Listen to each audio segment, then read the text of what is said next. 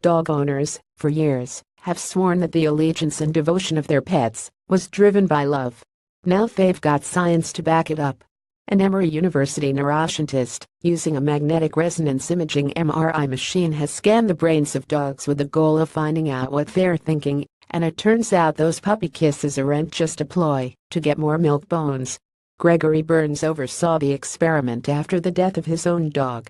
The tests, done on 90 dogs after they'd been acclimated to the sounds of an MRI for months to allay their fears, first determined that canine prefrontal lobe activity was similar to that in humans. In other words, they use the same parts of their brains for problem solving as we do. With that established, Burns gave dogs hot dogs and praise at different times, then compared the neurological responses. When we compared their responses and looked at the reward center of their brains, the vast number of dogs responded to praise and food equally, he said. Now, about 20% had stronger responses to praise than to food. From that, we conclude that the vast majority of dogs love us at least as much as food. The test also found dogs were wired to recognize faces.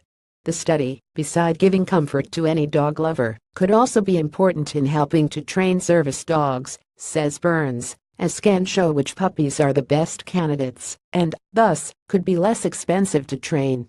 As for cats, their brains remain a mystery.